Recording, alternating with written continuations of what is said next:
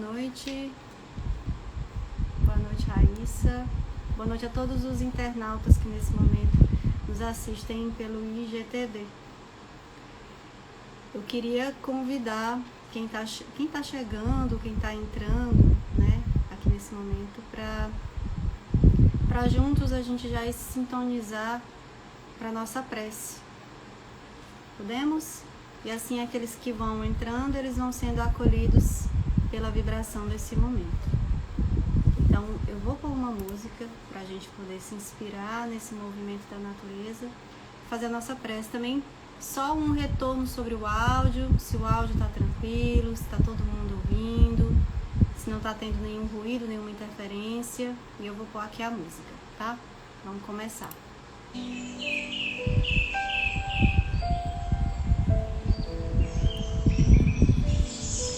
Então, nesse momento, eu convido todos os amigos que nos assistem nesse momento, que entram virtualmente por esse canal, para fazer a nossa prece inicial, agradecendo a espiritualidade amiga do Lar Espírita Casa Samaritana, ao convite do nosso amigo Galeno e a toda a equipe espiritual que nos permite neste momento estarmos conectados à distância, mas unidos em pensamento. Jesus amigo, mestre de todas as horas, convidamos a tua presença para estar em nossas mentes, em nossos corações, e que nesse momento nós possamos acompanhar toda a vibração que a espiritualidade amiga da Casa do Samaritano nos confia. Possamos ser objetivos e claros e que juntos façamos uma reflexão interna, um movimento para dentro, esquecendo todas as questões do nosso entorno. Somos almas e espíritos imortais em busca de progresso, em busca de aperfeiçoamento. Ainda não somos espíritos perfeitos.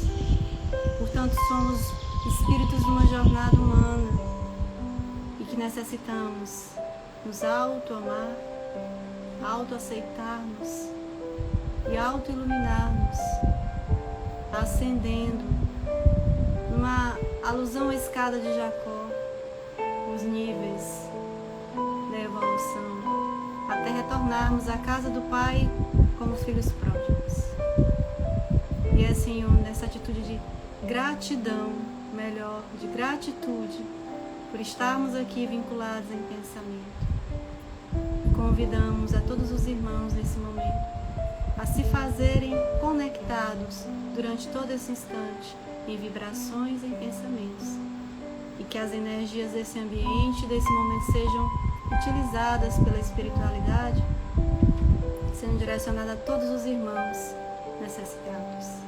E assim, amigo de todas as horas, nos dizeres dos antigos cristãos, Ave Cristo, aqueles que viveremos a vida eterna, te convidamos para estar conosco.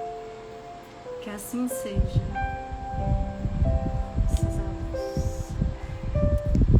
Muito boa noite a todos que nos assistem nesse momento. Eu queria mais uma vez agradecer o convite da casa, né, a confiança da Casa Espírita do Lar Espírita Casa Samaritano, pela oportunidade de estar aqui para dialogar com vocês sobre um tema que ele nos causa reflexão, para entender como Pedro, na sua humanidade, no seu auto-amor, construiu, elaborou, a partir das suas experiências humanas, a sua cristosfera, né? O seu processo de cristificação. E cada um de nós também vai fazer. A Gênese se perde no tempo, mas que sabemos que a cada movimento na eternidade, em existências pontuais, em planetas encarnando, nós estamos tendo a oportunidade de nos aperfeiçoarmos como espíritos. Então a proposta de hoje, ela é dialógica, né? Ela é reflexiva, E ela é interna, porque cada um vai fazer o seu movimento, cada um vai fazer a sua interpretação. E eu gosto sempre de dizer de onde que a gente fala, porque não sou eu que falo, né? São os espíritos, são as pessoas mais especialistas, são um meio para que essa reflexão se torne mais intensa, mais potencializada. Então, para esse momento, eu gostaria de compartilhar com vocês os livros, né? A gente tem esse livro da Denise Lino, Humano Demasiado Humano. É fácil de encontrar pela Livraria Leal, a Mansão do Caminho, Casa do Caminho, Mansão do Caminho. Um dos livros que a gente também vai usar da série evangélica, melhor, de Amélia Rodrigues, é Trigo de Deus. A gente tem Primícias do Reino, Vivendo com Jesus, Pelos Caminhos de Jesus. São 9 livros dela, de toda a série. E por fim a gente tem esse livro de Andrei Moreira, que é médico espírita em Minas Gerais, Alto Amor e as outras potencialidades da alma. Eles são referências para a gente entender. Esse é orientado pelo Espírito Dias da Cruz, né? Essa psicografia dele. Então nada mais interessante que a gente saber de onde que vem as fontes com quem a gente reflexiona, né? Então é aqui, é beber nessas fontes, lógico, fora o próprio Evangelho de Lucas e o Evangelho de Mateus, que vai trazer muitas questões sobre Pedro, né? Então a gente começa a falar, dizer que Pedro, nesse contexto, ele é uma das figuras mais humanas do Evangelho. E ele nos demonstra com a sua vida de testemunho, de autossuperação, como nos diz, né? Como vai nos dizer o que pode um filho, quando ele deseja, um filho de Deus, quando ele realmente decide a vencer a si mesmo, o quanto que ele desenvolve de potência. Porque ele faz um movimento de aceitar-se, de amar-se, e nesse movimento de encontrar a paz em seu coração, sendo demasiadamente humano, como vai nos dizer Denise Lino, em uma dessas referências que eu expus para vocês. Então, o abnegado discípulo, apóstolo de Jesus, apóstolo de todas as horas, era quem dividia a grande parte da intimidade do Cristo, cuja sombra dos enfermos, cuja própria sombra, melhor, quando passava, curava os enfermos que eram colocados nas calçadas, né, quando ele fazia aquele movimento de passagem, a sua sombra curava aqueles que o buscavam ali. Ele ficou, na própria história do cristianismo, muito mais conhecido pela sua negação ao Cristo, e, portanto, esse episódio que tem a demarcação do cantar do galo acaba tendo uma evidência muito grande para trazer Pedro, mas, na verdade, ele tem uma outra dimensão, que é o levantar-se, a partir desse processo que ele vivencia, que não é a tônica principal desse diálogo de hoje, dessa reflexão de hoje, né? Porque aquele movimento, ele também faz um outro. O levantar-se é muito mais intenso, é muito mais denso, é muito mais corajoso, porque ele se coloca num processo de autoaceitação e de autossuperação. E que muitas vezes nós temos necessidade de fazer e que não conseguimos ainda fazer esse movimento, que é um movimento interno da alma, de aceitação, dos conflitos de todo espírito que em crescimento, como nos diz Joana de Ângeles, tem os seus conflitos de ordem existencial. Então, na sua humanidade, Pedro, ele teve essa coragem de levantar-se, né? Levantou da sua queda moral, dessa negação, olhou para si, olhou para dentro como ser imortal, né? Buscou transformar-se a partir da própria dor, porque até aquele momento ele não tinha uma dimensão, conhecimento mais extenso das questões que Jesus colocava, do momento do testemunho. Ele não capitulava nessa sua dimensão humana. A gente vai perceber que mesmo tendo todas as vivências com Jesus, participando de, vamos dizer, situações mais íntimas, como a própria transfiguração no Tabor, este ser, ele ainda tinha uma dormência moral, como a grande maioria de nós. Frequentamos a casa espírita, lemos vários livros, mas algo em nós ainda dormita, ainda não despertou, ainda vai ser convidado a despertar em nós. Então ele levanta de si, né? Ele se transforma a partir da própria dor, ele usa a dor como um mecanismo de transformação. Aceitou quem ele foi, né? Quem ele foi naquele momento, essa negação, quem ele é naquele instante, se transforma e passa a ser quem nós conhecemos hoje. Ele percorreu ali um solo, vamos dizer, árido, de incompreensões, de medos, de dúvidas avassaladoras, que o fizeram tomar determinadas posições, determinadas ações. Então, mesmo tendo sido um dos apóstolos mais próximos, de convivência mais íntima com Jesus naquela época, ele mesmo assim teve também o seu momento de testemunho, um momento em que ele, a gente vai chamar de negação, mas um momento em que ele sucumbe por uma série de outras questões, né? Mas ele se permite sentir essas emoções e trabalhar essas emoções em si. Então, o caminho de aceitar, se a gente começa a falar desse ser humano, desse ser espírito encarnado como humano, vivendo num contexto totalmente adverso, numa época totalmente diferente da nossa, sendo convidado a vivenciar ensinos totalmente diferentes que quebravam as regras e diretrizes impostas para aquele momento, naquela época, nós vamos encontrar este ser construindo a sua trajetória, né? Vivenciando uma jornada humana, e tal qual nós. Estamos vivenciando uma jornada humana, experienciando, e nesse contexto nós também estamos tendo situações adversas, e cada um tem as suas situações internas. Então, o caminho do aceitar-se, ele passa primeiro pelos processos, se dá exatamente no processo da autoaceitação, que vai iniciar com o primeiro aprendizado. E um dos primeiros aprendizados é respeitar a si mesmo. Esse é o primeiro aprendizado. Mas há um outro que é o de acolher a própria sombra. E aí, sombra, a gente não vai entrar numa especificidade mais da psicologia de Joana de Ângeles, né?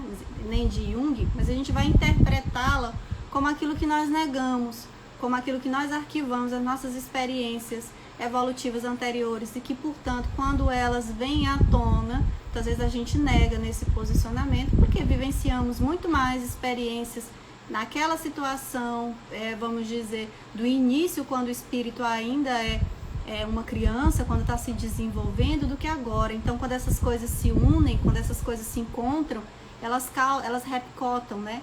Elas causam conflitos de toda ordem.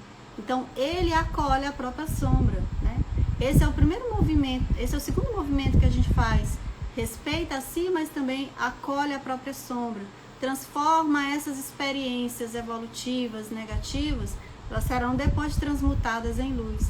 Então, os aspectos renegados ou repulsivos que habitam muitas vezes em nós, assim como as virtudes, as belezas, que são as potências do espírito, né? Os valores nobres, que muitas vezes a própria alma, nós mesmos ignoramos, porque a gente ainda não descobriu, porque a gente não se encontrou.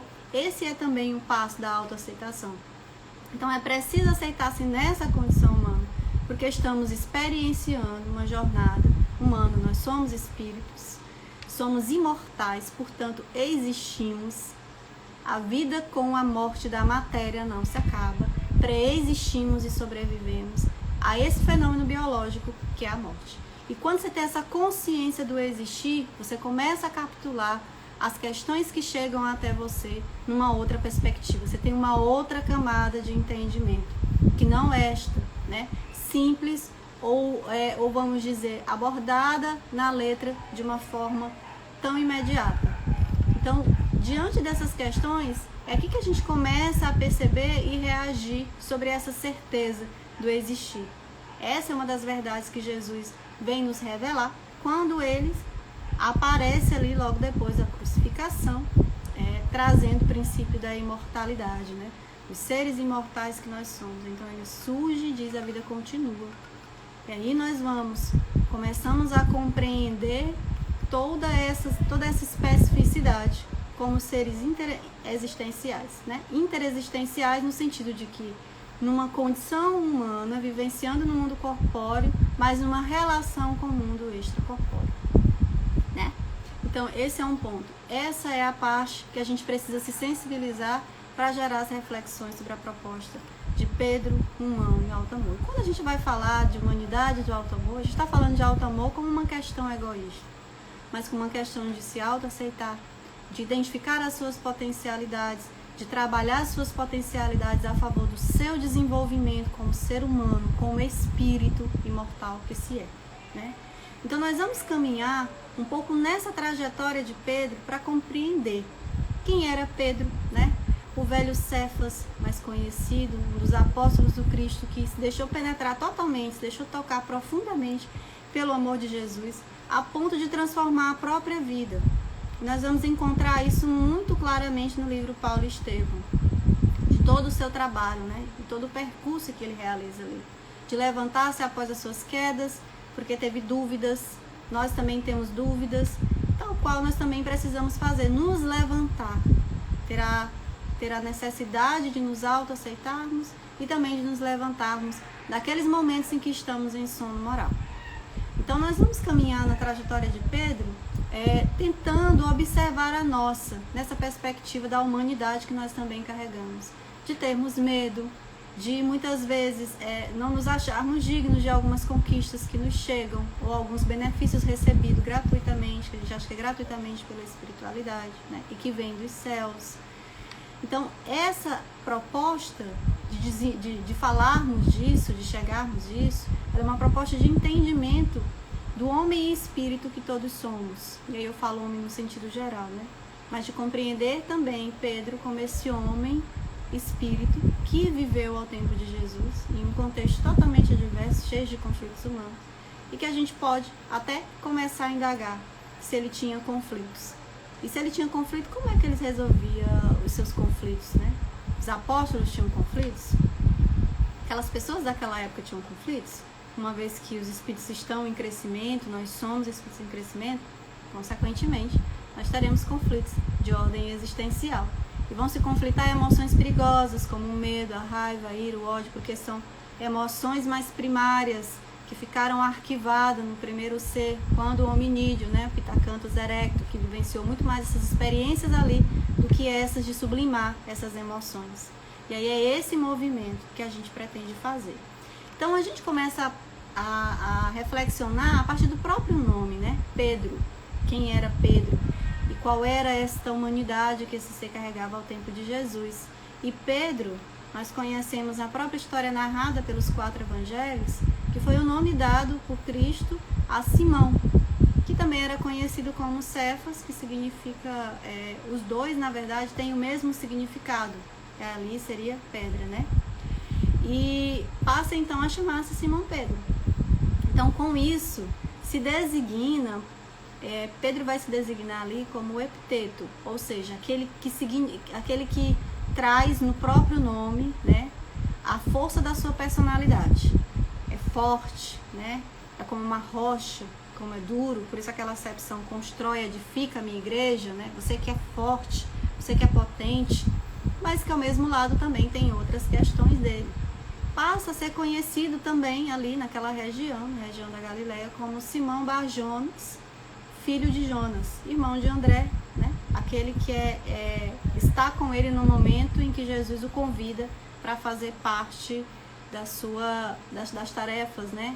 E aí ser o pescador de homens, como o próprio Cristo vai nos dizer. E nós vamos observar que esse mesmo homem espírito, ele vai ali nas epístolas, ele escreveu 2 epístolas, ele não intitula o nome dele, Pedro, né? Ou Simão. Ele intitula apenas apóstolo ou servo. Né? Tamanho foi a sua compreensão no processo do levantar-se. Então ele era um pescador simples da Galileia e que ali tinha sua vida na faina da pesca, né? Então ganhava o pão do seu suor, ganhava na verdade o pão com o suor do seu rosto de forma honesta. Então ali era comum ele ir com seu irmão ao mar, né? É como se eles fossem uma espécie de autônomo hoje, no tempo de Jesus, que era ali o seu lugar preferido, onde ele podia retirar o seu sustento. Ele buscava ali exatamente esse movimento do sustento da família. E é nesse ponto que a gente vai ter o primeiro encontro dele com Jesus.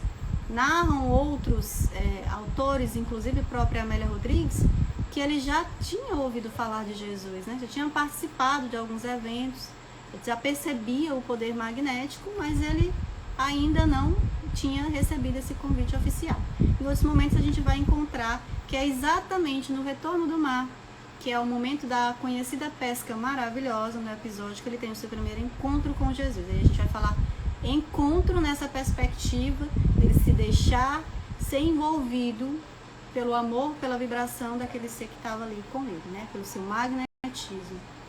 Então é nesse episódio que a gente vê 2 aspectos de Pedro, a sua humanidade e a sua fé, né?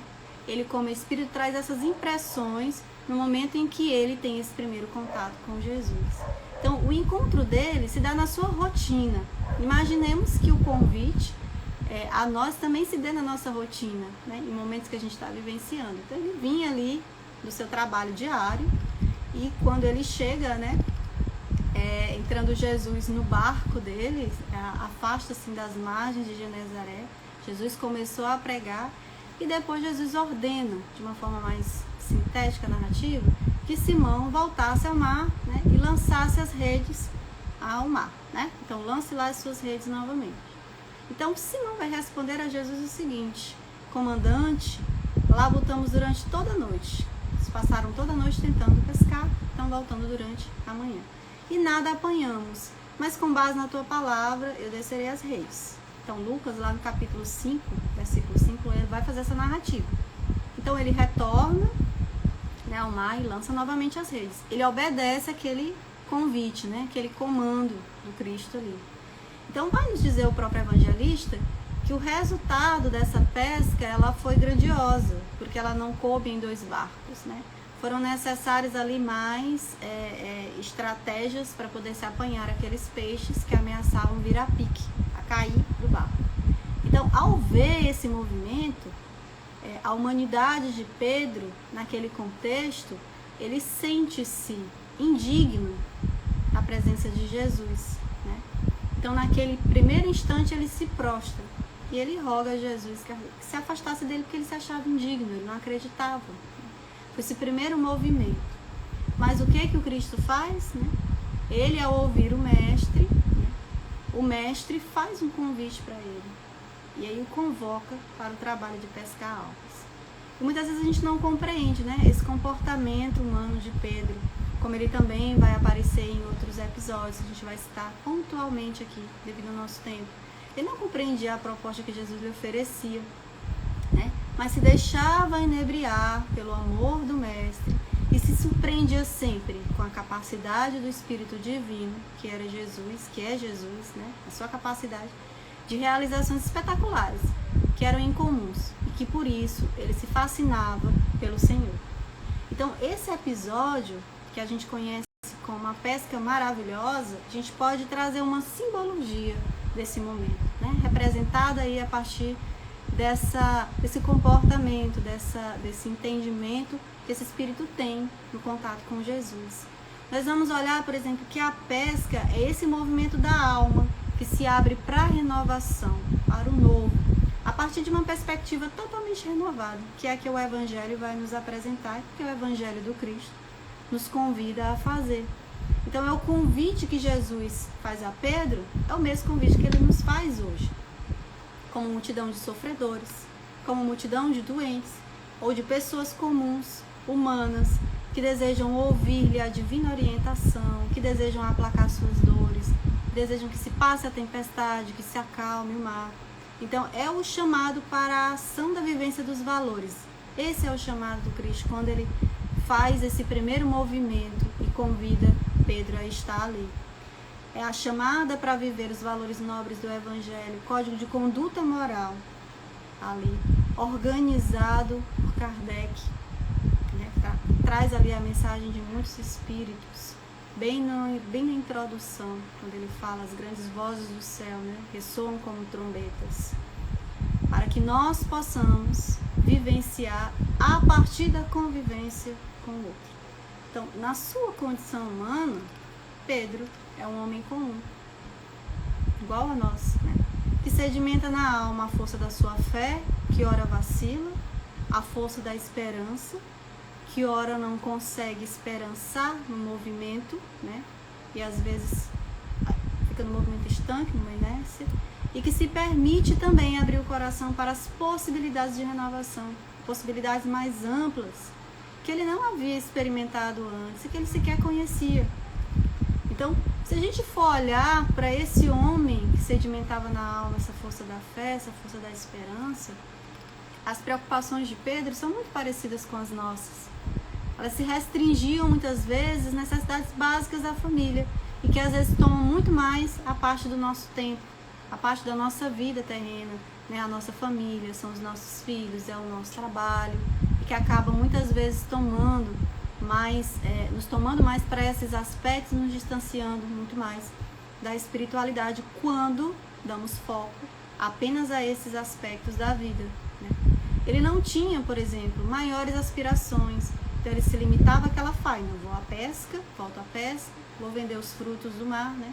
E os deveres consequentes de uma existência simples. Era uma existência simples a dele. Simão, né, nasce ali em Cafarnaum e nunca aspirou ter uma profissão maior, nunca teve uma necessidade de ser algo além do que foram os seus antepassados, ser pescador. Essa não era a sua ambição, como muitos de nós, às vezes a gente quer mais, e que é natural do processo de crescimento, né? O trabalho é uma das leis da sociedade. É uma das leis, na verdade, colocada lá no livro, no livro dos Espíritos, quando na terceira parte a gente vai ver as partes em que se trata ali as leis morais, né? O terceiro livro, mais especificamente. E é exatamente ali que a gente vai encontrar essa lei que trata das relações, onde eu sou convidado a relacionar-me com o outro nesses espaços. E essa é uma lei das relações com quem eu convivo. Então, a gente vai perceber que esse movimento feito por ele é um movimento em que ele sai, ele converte-se logo depois, né, falando no aspecto mais geral, de forma transpessoal. Ele sai da sua condição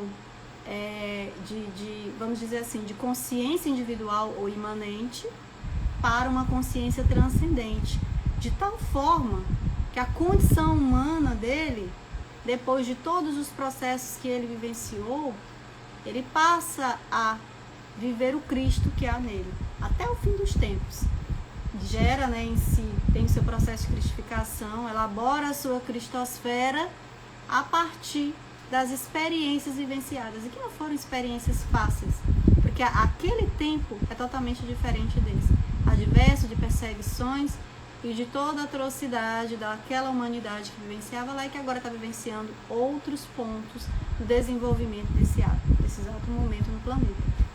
Então nós vamos ver que em muitos momentos que são narrados pelos evangelhos, inclusive na própria obra de Emmanuel, ali Paulo e Estevão, nós vamos encontrar a figura deste homem como um líder espiritual ali dos homens do caminho, da casa do caminho, instituída logo depois da volta de Jesus à pátria espiritual, né? Logo depois da sua crucificação. E ele, nessa posição de líder, muitas vezes ele é convidado a amenizar os ânimos, né? A diminuir as proporções conflituosas de Paulo e Tiago, principalmente quando, num determinado momento, Tiago ali na igreja que se localizava em Jerusalém institui ou traz também um pouco ali das questões do judaísmo, que Paulo, por sua vez, considerava que era perigoso. Então é convidado a dialogar, a dar o seu ponto de vista, Pedro, por ser aquele líder espiritual ali, por ser aquele que recebeu de Jesus vamos dizer, a chave para constituir, para edificar a igreja. E nós vamos ver a sua postura de pacificar aqueles que tinham os ânimos mais aflorados, que eram mais sanguíneos nesse movimento de discussões, né? Sendo ali o mediador daquele conflito, auxiliando aqueles dois numa caminhada de pacificação que se dá logo no final. Depois a gente vai ver nos capítulos finais da obra, Paulo, quando ele é preso, né? Então, que ele vai a Jerusalém, recebe esse movimento de dialogar mais intimamente com Tiago, de reconciliar-se, inclusive sendo orientado pelos pergaminhos, quando ele abre e tem aquela mensagem do reconcilia-te depressa com o teu adversário enquanto estás no caminho com ele, né? E ele aceita aquele movimento aconselhador da espiritualidade para ter esse momento, mas aquele instante que havia sido pacificado ali por Pedro.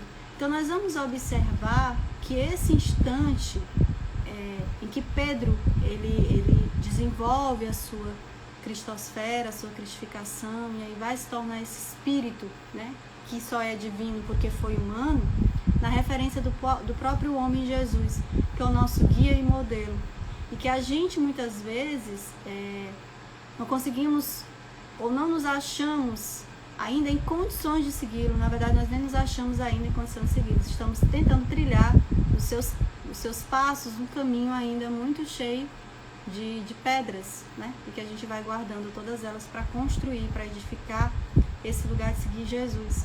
E é importante entender que Jesus, como esse paradigma, dentro de uma nova perspectiva, de uma nova vida, dentro de uma perspectiva de realizações, a gente precisa compreendê-lo com essa proposta de renovação, para que a gente consiga trilhar também o nosso caminho de cristificação, de realização humana para o Espírito. Então, nós vamos observar em aspectos de um modo mais geral, que aquele momento em que Pedro vivencia todas essas experiências era um momento totalmente difícil. Mas nos dizem os espíritos, em especial Amélia Rodrigues, que a encarnação de Pedro ela obedecia a um projeto pessoal de evolução. Então ele conhecia o gênero de provas, né, por quais deveria passar, ou qual eram as suas expiações, as quais ele teria naquele momento. E que essa não é uma encarnação que é o Léo, é uma encarnação como nenhuma outra, né? Ela é uma encarnação que ela é supervisionada pelos espíritos superiores. Ele viveu ali num dado contexto sócio-histórico totalmente desafiador, mas ao mesmo tempo esse contexto proporcionou a ele o desenvolvimento das suas potencialidades, desenvolver a sua personalidade, que foi assinalada pelas injunções da época, pelo local em que ele vivia, pelo trabalho que ele tinha, e que ele não se permitia, por exemplo, a discussões sobre política arbitrária, porque para ele eram discussões em voga, né? Não tinha valor. Ou aquelas questões mais insanas da casa dos romanos, da casa de Herodes, e nem de religião administrativa que administrava, né? Então ele não se envolvia com essas questões, porque para ele isso não tinha importância, esse tipo de discussão não tinha importância para ele. Tanto que a gente consegue observar na própria trajetória de Pedro, observando o que é narrado no Evangelho e colhendo o que os Espíritos nos dizem, que a vida dele é dividida basicamente em dois momentos, né? Antes do encontro com Jesus, que é essa vida mais simples, que é essa vida dedicada à faina da pesca, que ele cuida da sogra porque ele é viúvo, que tem o irmão que segue na mesma empresa, que é a empresa da pescaria.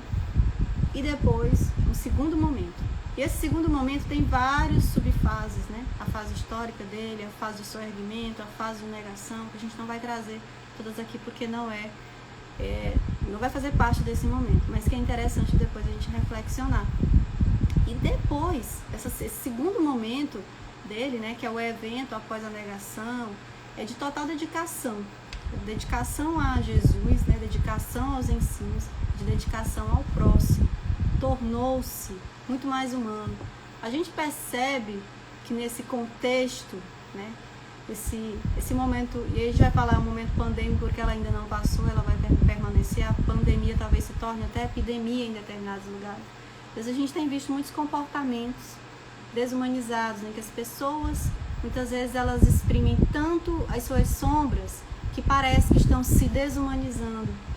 E que é muito perigoso porque isso turva o espírito, que está perdendo muitas vezes o endereço de si mesmo, enveredando para um vazio, e este vazio repicotando para questões muito mais complexas, como a ideação suicida, a gente vai começar o Setembro Amarelo um pouco mais à frente, ou para questões de todo tipo, desenvolve uma doença de ordem mental, desenvolve uma depressão, ou outras questões muito mais difíceis de serem cuidadas, porque no momento em que ele é convidado a olhar para suas potências, a se descobrir como ser que existe, ele muitas vezes faz um caminho de fuga, extremamente perigoso para o seu desenvolvimento, né, humano e espiritual, nessa condição do homem humano.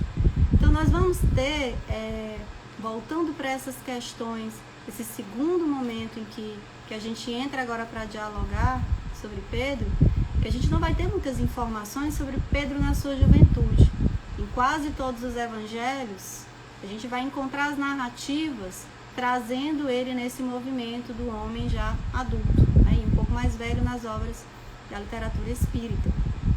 Então ele vai também, a gente vai também perceber nesse movimento que os evangelistas trazem, que Pedro se apresenta como um dos grandes interlocutores frequentes ali do Cristo, se representa, faz perguntas capciosas para Jesus, né?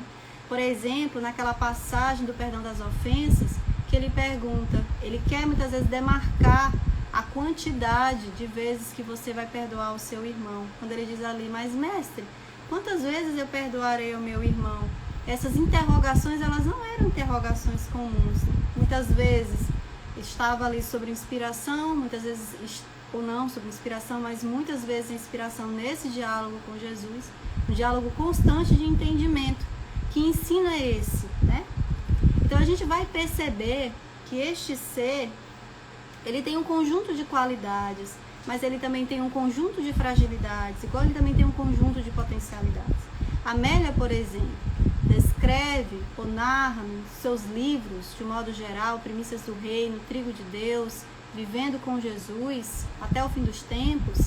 Ela vai narrar ali, por exemplo, que ele era um trabalhador devotado do Cristo, mas ele sentia-se enérgico, né? Era enérgico, era terno, era um discípulo sincero, mas também era receoso de muitas coisas.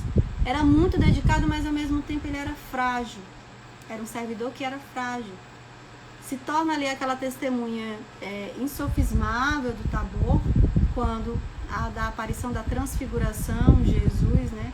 João Batista e Moisés, quando aparecem para ele ali. Era um devotado colaborador, mas também tinha uma alma simples, tinha uma alma generosa, de compleição moral e severa, mas tinha um temperamento intempestivo. E esse temperamento intempestivo era um temperamento precipitado às vezes. Muitas vezes ele reagia antes de agir, perdão. Quando? Vamos olhar no momento em que ele corta a orelha de Malco, quando Jesus é preso. Então ele reage, né? E ele vai lá e corta, Jesus pede para ele guardar a espada, porque quem pela espada perecerá pela espada, né? Quem usar a espada, não nesses termos, mas de uma forma mais explícita, quem usar a espada pela espada, né? Perecerá, quando ele nos diz ali. Então ele sai numa defesa, né? Defende ali Jesus naquele momento. Então se mostra um homem potente, mas ao mesmo tempo, enquanto ele é convidado nas afirmativas, quando se interroga, você estava com este homem lá no pátio do Sinédrio, ele nega. Então perceba-se o tamanho do conflito daquele espírito naquele momento, porque ainda não havia feito o seu caminho espiritual, né? Convivia com Jesus na sua intimidade, participava de muitos eventos, de muitas situações, via as curas, mas no momento do seu testemunho, ele não consegue capitular esse processo da forma mais, vamos dizer, né, da forma que deveria ser mais natural, por achar-se ali o tempo todo em convívio com Jesus. E que Jesus não cobrou dele como não cobra de nenhum de nós, né? Uma explicação por essa negação. Então, ele ao mesmo tempo era um apóstolo afeiçoado, ele era inquieto, ele era fraco, ele era tímido, ele se colocava assim, né? Ele se sentia fraco diante daquelas coisas. Era um homem transparente, era um homem sincero, detestava ali os artifícios, vamos dizer, das criaturas que muitas vezes se envolviam nas questões para cometerem crime e se manterem distantes dessa responsabilidade. Tinha suas próprias ideias. Não era um homem que ia para a luta, né? Não era um homem que ia para essa luta da discussão, do repertório de debate com o outro, mas ele era austero. E nós somos muito parecidos, porque quando a Amélia traz esse retrato desse homem, né, das suas qualidades humanas, das suas fragilidades humanas, nós também somos muito iguais, somos muito parecidos em atitudes, em emoções, em coisas aqui que são ditas por ela, que nós também temos fraqueza, nós também sentimos medo. Às vezes nós nos dedicamos muito à faina da doutrina espírita e depois nós nos afastamos em determinados momentos, porque nos fragilizamos por qualquer situação que vem, que a gente não está preparado, muitas vezes não se prepara para ouvir. Às vezes somos testemunhas de situações insofismáveis, temos alma também generosa, simples, de compleição moral, mas muitas vezes também temos um temperamento intempestivo, reagimos a determinadas situações e muitas vezes também agredimos. Isso não é diferente conosco, né? Por isso que ele é tão parecido, é tão próximo de nós.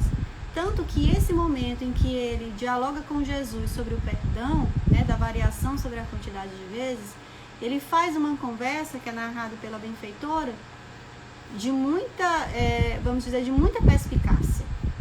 Quando ele diz assim: Senhor, mandas amar o inimigo, ajudar o próximo, embora este pertença a outra regra. Embora esse não compreenda que essa é uma vivência importante para ele. Aí ele pergunta, né? Não será perigoso sustentar o adversário quando ele merece punição? Quer dizer, isso não é perigoso eu oferecer a outra face para quem está sempre perseguindo?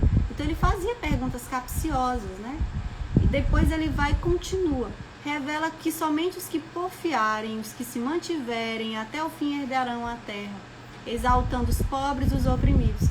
Não, ele pergunta, né? Não será essa afirmação risco?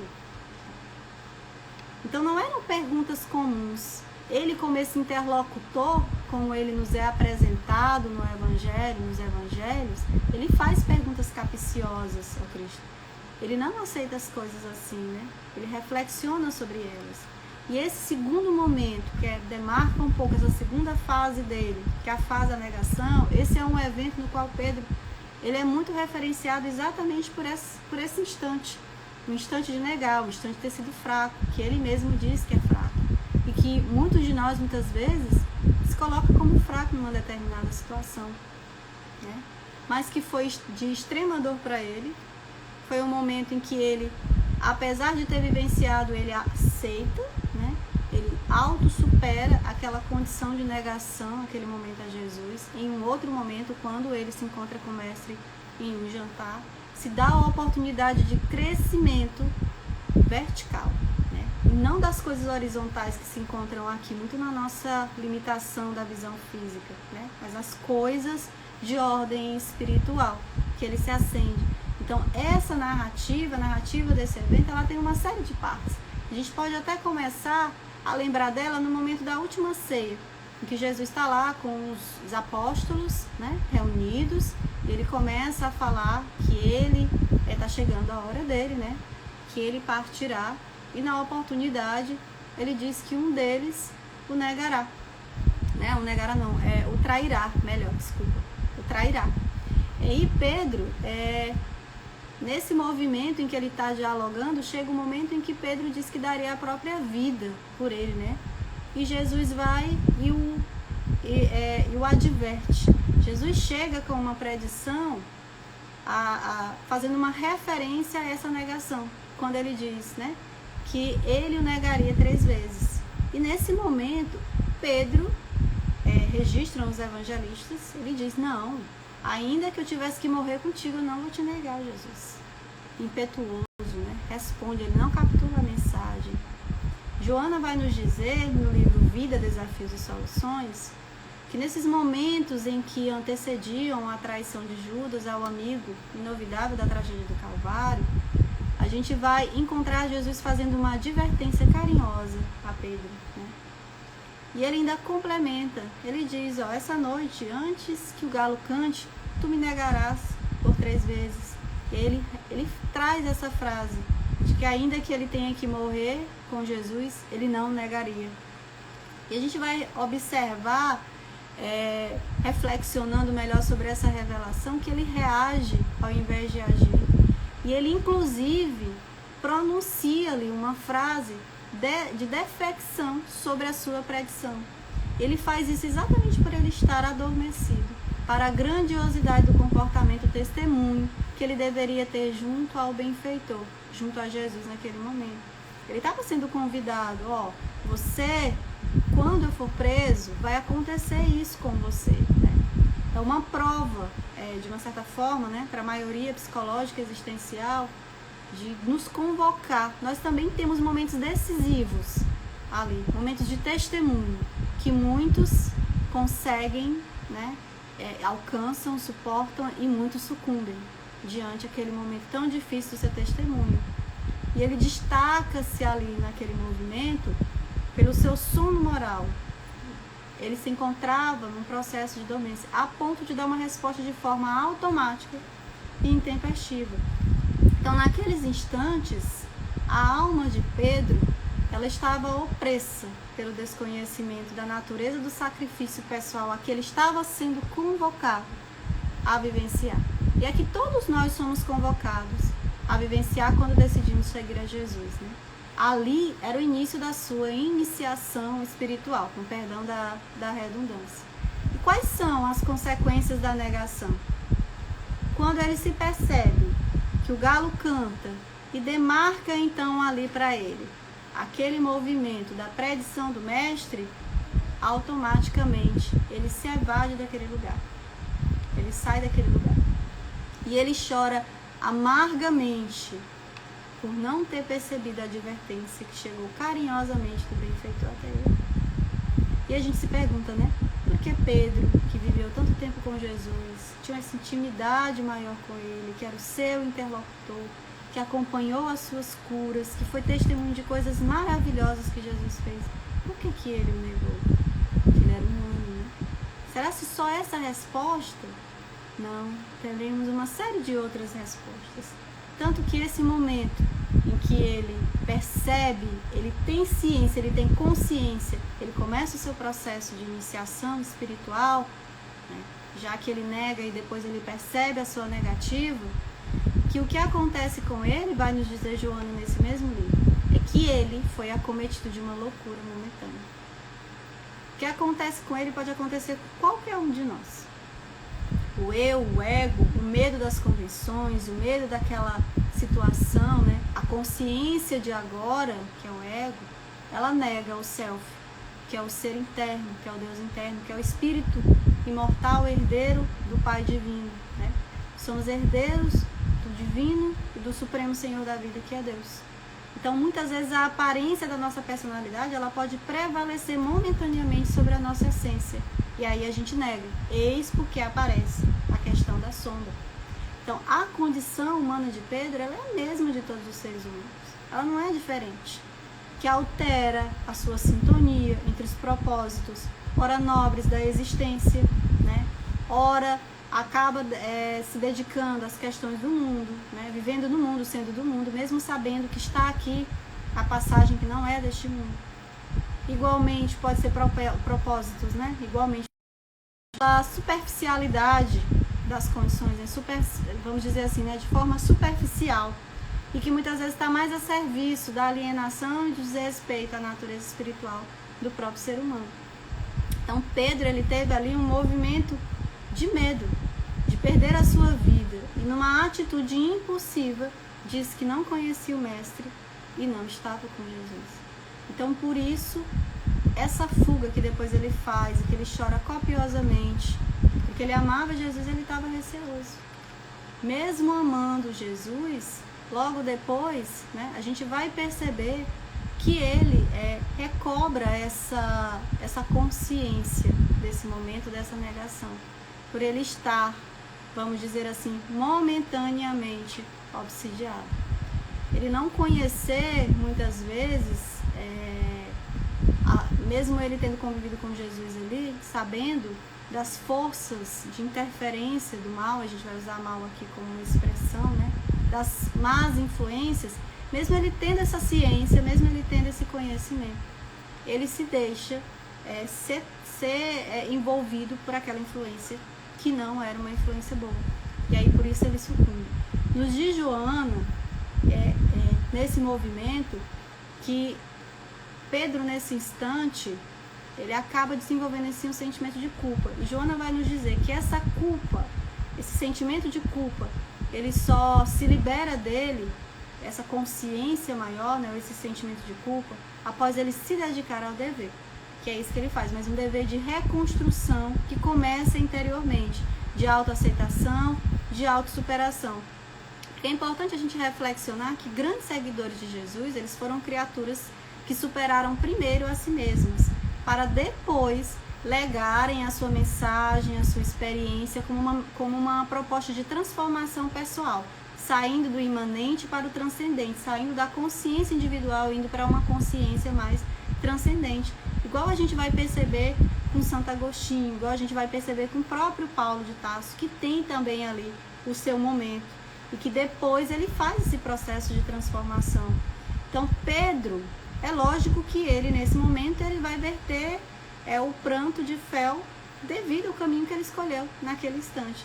Até quando ele renova-se a partir desse movimento do levantar-se. Mesmo assim, a tarefa ainda é uma tarefa árdua, porque ele passa a verter, continuar vertendo esse fel. Ele recompõe o seu caminho, até o momento em que as suas mãos, né, tomam as mãos de Paulo e cingem-nas, porque ele passa então aquele dever também, ele passa a dividir aquele espaço ali com Paulo. Então, quando a gente fala desse movimento, a negação, mas ao mesmo tempo do soerguimento, nós vamos perceber que Pedro ali, ele sem dúvida foi um dos momentos mais difíceis para ele, quando ele toma consciência dessa negação. Porque é ao final de respostas afirmativas muito pontificadas, como por exemplo, quando Jesus diz para ele, apacenta minhas ovelhas, no momento em que ele encontra, logo depois da volta à pátria espiritual, e que ele reaparece para eles, né, se materializa e janta com eles, e que ele faz esse convite, ao mesmo tempo ele lança a pergunta, Pedro, tu me amas? Pedro, tu me amas? E 3 vezes Pedro responde para ele, Senhor, tu sabe que eu te amo? É ao final dessas respostas, vamos dizer assim, de forma pontificada, afirmativamente, que ele vai e diz, apacenta as minhas ovelhas. E esse, sem dúvida, foi um dos momentos mais emocionantes da vida dele, porque ele começa ali a soerguer-se após esse momento difícil, que a gente pode, inclusive, perceber o soerguimento de Pedro assinalado por 2 frentes, né? A primeira frente pelas atitudes, pelos atos dele, bem como as suas palavras, os discursos que são completamente, são complementares e são indissociáveis, são completamente arrebatadores, são provas da sua profunda mudança como homem, como espírito, né? E aí, como aspectos dessa mudança, a gente vai perceber a liderança dele no grupo, as suas primeiras falas no templo, as prisões, porque ele é preso junto com Estevão naquele primeiro momento, ali comandado por Paulo. Logo depois ele também tem um segundo e um terceiro momento de prisão, que é narrado no livro Paulo e Estevão.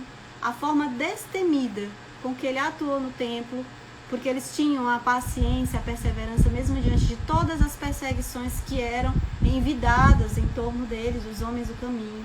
E a palavra dele emocionava, tinha uma musicalidade para aquelas almas, que quando ele é preso pela primeira vez ali, liderado, né, quando Paulo vai com um movimento de prender eles, você vê uma série narrada na própria obra, Paulo e Estevão, uma série de irmãos no entorno, né, e chamavam de pai, quem cuidaria deles naquele momento.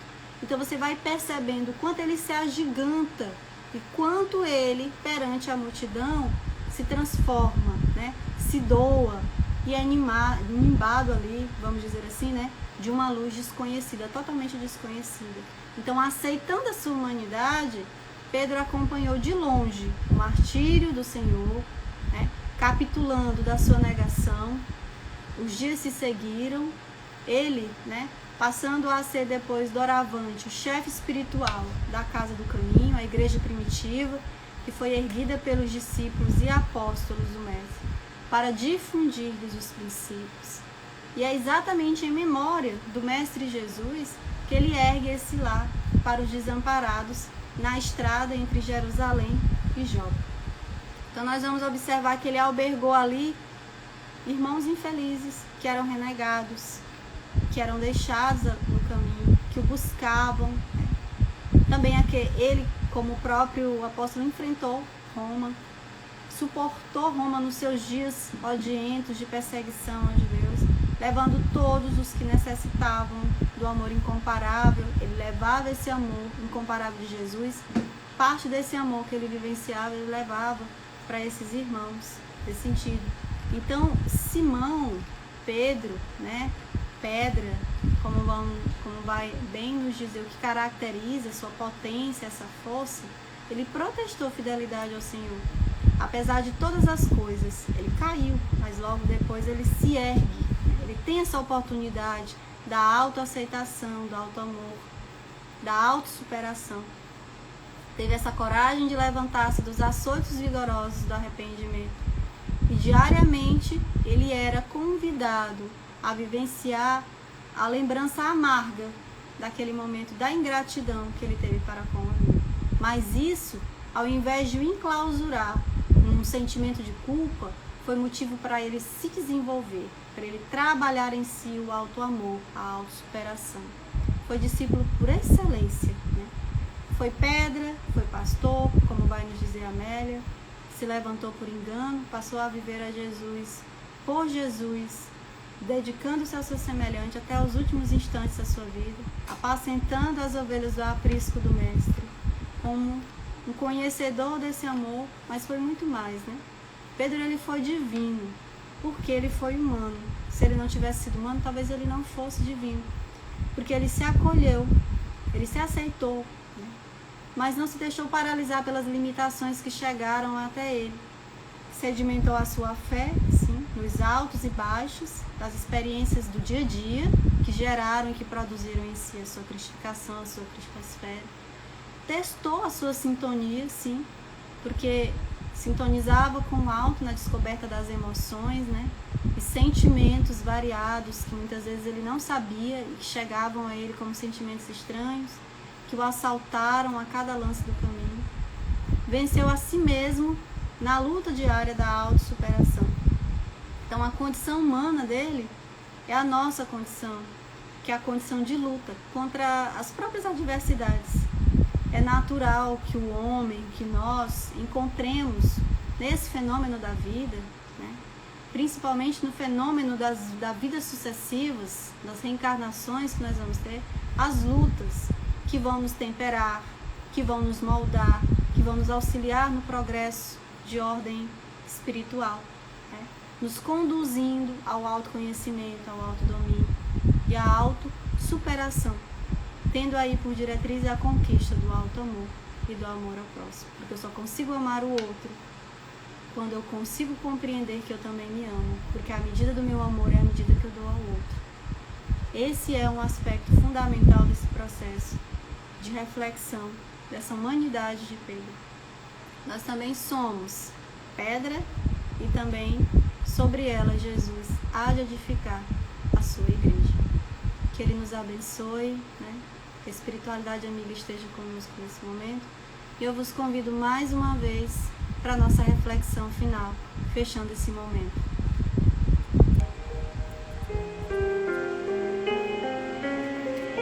Agradecendo a todos que entraram um pouquinho depois, agradecendo mais uma vez o convite da casa. Então eu vos convido, meus irmãos, nesse momento, nós encarnados e desencarnados, a emanarmos o nosso pensamento ao Criador, agradecendo imensamente pela oportunidade de estarmos aqui,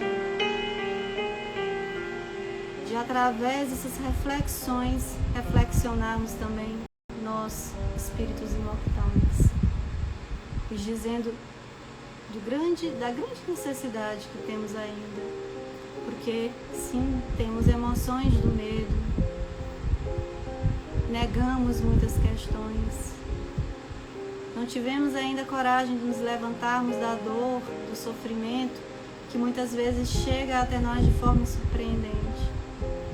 Que nós possamos, Senhor, ser essa pedra que ao longo das existências sucessivas, das vidas sucessivas, das muitas encarnações, Tu erguerá a Tua igreja e nos convoca a que nós façamos no nosso íntimo o nosso santuário de autoiluminação. Então é assim, Cristo amigo, benfeitores espirituais da casa, do lar espírita, a casa do samaritano, que nesse momento derramamos as nossas energias de gratidão e convidamos a Jesus a estar conosco até o fim dos tempos. Que assim seja.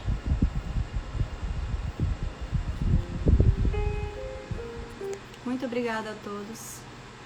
Uma noite abençoada, uma quinta-feira abençoada a todos vocês. Muita luz.